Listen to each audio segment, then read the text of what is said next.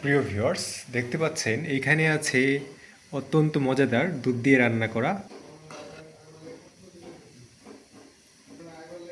চালের সেমাই পিঠা। তো এই সেমাই পিঠাটা আম্মুর কিন্তু খুবই প্রিয় এবং আম্মুকে একজন এই সেমাই পিঠাটা দিয়েছিল।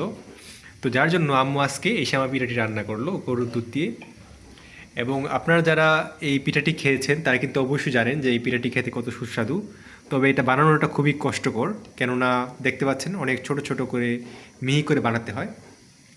তো আজকে রাতে আম্মু এটাই খাবে, যেহেতু আম্মুর পেটে তেমন খিদে নেই।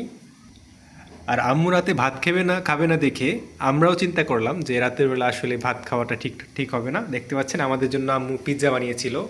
তো এই যে পিৎজাটা দেখতে পাচ্ছেন কত সুন্দর এবং ইয়ামি দেখতে হয়েছে। এই পিৎজাটা খেয়ে আমরা ইনশাল্লাহ ঘুমিয়ে পড়বো রাতে। তো আজকে মূলত এই দুটো জিনিসই আমাদের রাতের খাবার। আম্মু কিন্তু আসলে পিৎজা খায় না, কেননা পিৎজা খেলে দেখা যায় কি যে বদহজম বা এরকম সমস্যা দেখা যায়।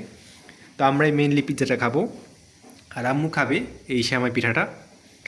তো ভিউয়ার্স, আজকের মতো এই পর্যন্তই। অবশ্যই জানাবেন আমাদের রাতের খাবারটা আপনাদের কাছে কেমন লাগলো। আর এইখানে দেখতে পাচ্ছেন আমার ছোটো ভাই একটা ডিম সেদ্ধ বসিয়ে দিয়েছে।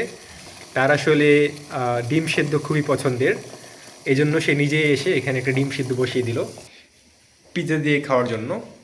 আর এই যে দেখতে পাচ্ছেন আমাদের বিড়ালটা, তো এই বিড়ালকেও আমরা হালকা একটু পিৎজা দিলাম এবং সে অত্যন্ত খুশি মনে খাচ্ছে। দেখতে পাচ্ছেন সে কিন্তু আসলে আমাদের সাথে পিৎজা, আইসক্রিম সমস্ত কিছুই খায় এবং দই আইসক্রিম এগুলো তার অনেক প্রিয়। তার কথা হচ্ছে আমাদের সাথে ভাগ বসাতে হবে।